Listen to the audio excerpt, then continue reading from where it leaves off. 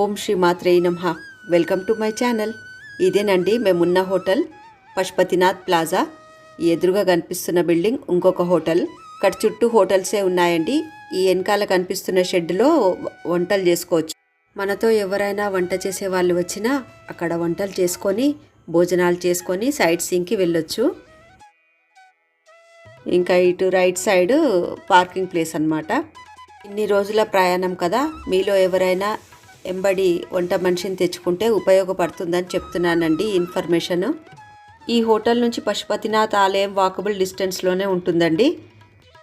వర్షం పడట్లేదు కదా అని అంబ్రెల్లా బ్యాక్ ప్యాక్లో పెట్టి వెళ్ళొద్దండి, ఎంబడే తీసుకొని వెళ్ళండి. మా వారు చూసారా అంబ్రెల్లా క్యారీ చేస్తున్నారు వర్షం పడకున్నా. ఇక్కడ ఎప్పుడు వర్షం పడుతుందో తెలియదు, అందుకే ఎంబడి క్యారీ చేయండి.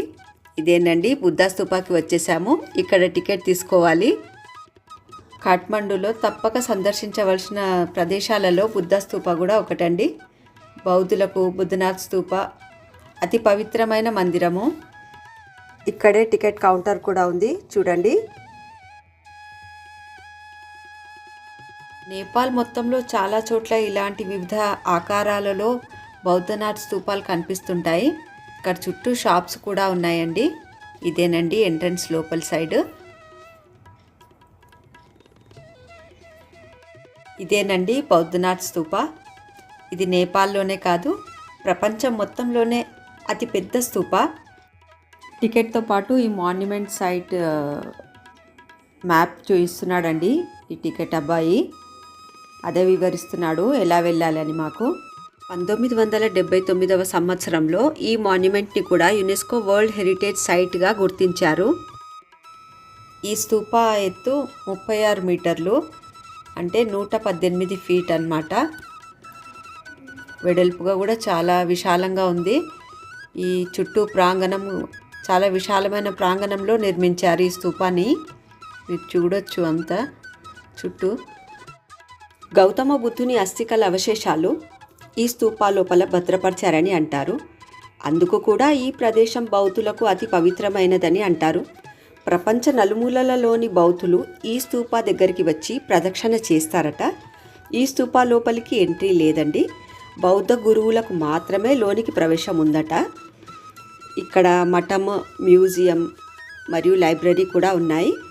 ఇక్కడ చుట్టూ కూడా షాప్స్ ఉన్నాయి ఇదే ఆవరణలో, మీరు చూడొచ్చు. రంగురంగుల ప్రేయర్ ఫ్లాగ్స్ ఎంత బాగున్నాయో కదా చుట్టూ.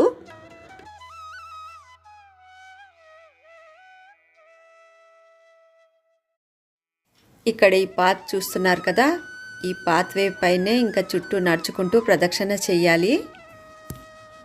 మేము కూడా చేస్తున్నాం ప్రదక్షిణ.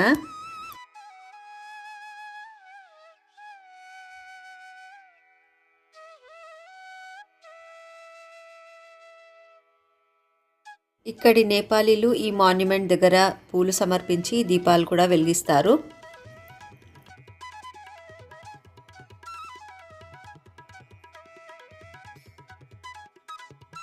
ఇక్కడ చాలా బౌద్ధ మత ఆలయాలలో ఇలాంటి ప్రేయర్ వీల్స్ అయితే కనిపిస్తూనే ఉన్నాయండి. ముక్తినాథ్ దగ్గర కూడా ఉండే మనం చూసాం కదా, వాళ్ళు మణి మంత్రం అని ఉంటుంది, అది జపిస్తూ తిప్పుతారనమాట. ఓం మణి పద్మేహం అని జపిస్తూ వీటిని తిప్పుతారు. ఇక్కడ ఈ ప్రేయర్ వీల్స్ చిన్నగా ఉన్నాయి కదా, వరల్డ్లోనే లార్జెస్ట్ ప్రేయర్ వీల్ చైనాలో షాంగ్రీలా యునాన్లో ఉందటండి. అది వరల్డ్లోనే అతిపెద్ద ప్రేయర్ వీల్ అట. దాని పొడవు వచ్చేసి 21 మీటర్లు, వెయిట్ వచ్చేసి 60 టన్నుల బరువు ఉంటుందట అది. స్తూపా పైన ఉన్న విశాలమైన నేత్రాలను చూస్తున్నారు కదా, అవి మనల్నే చూస్తున్నట్లు అనిపిస్తున్నాయి కదా. వాటిపైన ఉన్న బంగారు గోపురాన్ని 20 కేజీల బంగారుతో తయారు చేశారట. స్తూపాతో పాటు ఇక్కడ చుట్టూ ఉన్న పంచవర్ణాలలో ఉన్న టిబెటన్ ప్రేయర్ ఫ్లాగ్స్ చూస్తున్నారు కదా, డిఫరెంట్ కలర్స్లో, red, blue, green, yellow, white కలర్స్లో ఉన్నాయి అవి. ఈ స్తూపాలో 5 స్టేజెస్ ఉంటాయి. ఈ 5 స్టేజెస్ మన చుట్టూ ఉన్న పంచభూతాలను రిప్రజెంట్ చేస్తాయండి. ఇక్కడ లోపలే ఫుడ్ కోర్ట్స్ ఉన్నాయి, షాపింగ్ ప్లేసెస్ కూడా ఉన్నాయండి, షాపింగ్ కూడా చేసుకోవచ్చు. ఈ స్తూపా చుట్టూ ఎంతో కలర్ఫుల్గా పాజిటివ్ వైబ్స్తో చాలా ప్రశాంతమైన వాతావరణం ఉందండి. ఇక్కడ నుంచి మేము పక్కనే ఉన్న నేపాల్ చైనా పీస్ పార్క్కి వెళ్తున్నామండి. ఇదేనండి ఆ పార్క్. వెహికల్స్ పక్కన పార్క్ చేసి రావాలి. పార్కింగ్ ప్లేస్ ఉందన్నమాట.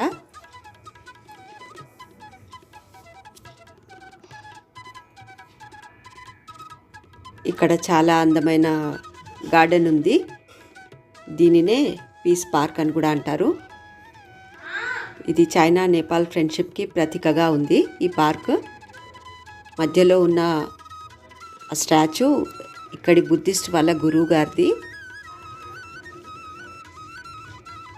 చుట్టూ ఇంకా ప్రదక్షిణ కూడా చేస్తారు ఇక్కడ వాళ్ళు. ఇక్కడ లోటస్ చూడండి, రకరకాల కలర్స్తో పెట్టారు. మధ్యలో చిన్న పాండ్ ఉందండి. ఆ పాండ్లో రకరకాల చేపలు కూడా ఉన్నాయి. ఈ పాండ్ చుట్టూ ఇక్కడి నేపాలీ వాళ్ళు ప్రదక్షిణ చేస్తారు.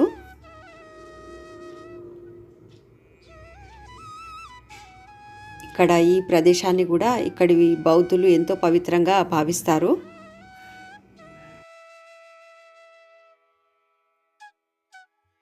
నేపాల్ చైనా అగ్రిమెంట్ ఇది.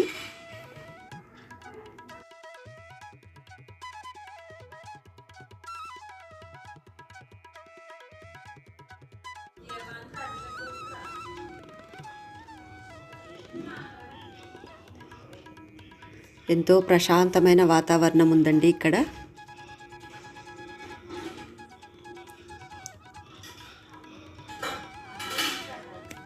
ఈ గార్డెన్ని కూడా చాలా నీట్గా అందంగా మెయింటైన్ చేశారు వీళ్ళు.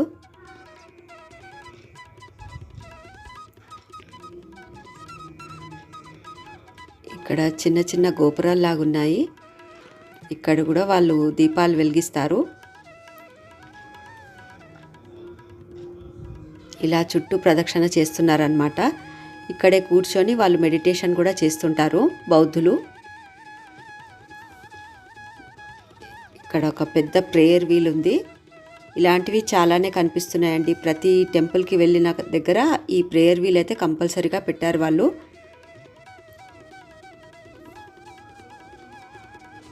చాలా బాగుందండి. ఇది కూడా చూసే ప్రదేశము. నేపాల్కి వచ్చిన వాళ్ళు పక్కనే ఉంది కాబట్టి ఎక్కువ దూరం ఏమి వెళ్ళాల్సిన అవసరం లేదు. లైవ్గా చూస్తే ఇంకా చాలా బాగుంది ఈ పార్క్ చూడడానికి. ప్రశాంతమైన వాతావరణం ఉంది ఇక్కడ.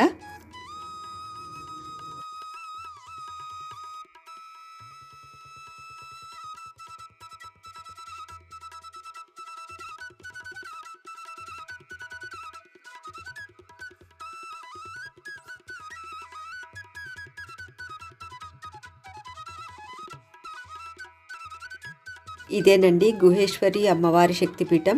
ఈ ఆలయం టైమింగ్స్ ఉదయం 7:30 నుండి సాయంత్రం 7:30 వరకు ఆలయం తెరిచే ఉంటుందండి. నేపాల్లోని కఠ్మండులో ఉన్న పవిత్రమైన హిందూ దేవాలయాలలో గుహేశ్వరి శక్తిపీఠం ఒకటి. ఈ శక్తిపీఠం శ్రీ పశుపతినాథ్ ఆలయానికి తూర్పున 1 కిలోమీటర్ దూరంలో భాగమతి నది ఒడ్డున ఉంది. పశుపతినాథ్ ఆలయంలో 108 శక్తి పీఠాలలో ఒకటి మరియు తాంత్రిక ఆధారాలకు ప్రసిద్ధి చెందింది ఈ ఆలయం. పక్కనే భైరవకుండ అని పిలువబడే ఒక చెరువు కూడా ఉంది. కాఠ్మండూలోని వివిధ ప్రాంతాల నుండి భక్తులు ఇక్కడికి వచ్చి అమ్మవారికి పూజలు నిర్వహిస్తుంటారు. ఆలయం చుట్టూ ఉన్న వాతావరణం బలంగా మరియు శక్తివంతంగా ఉంటుంది. 17వ శతాబ్దంలో రాజా ప్రతాప్ మల్లా ఈ ఆలయాన్ని పునరుద్ధరించారు. సతీదేవి తుంటి భాగం పడిన ప్రదేశం ఇదే అని అంటారు. ఆలయం మధ్యలో వెండి మరియు బంగారంతో ఉన్న ఒక కలశం ఉంటుంది. ఆ కలశాన్నే అమ్మవారిగా పూజిస్తారు ఇక్కడ. కాఠ్మండూలో మిగతా చూడవలసిన ప్రదేశాలన్నీ నా నెక్స్ట్ వీడియోలో చూడండి. Thanks for watching.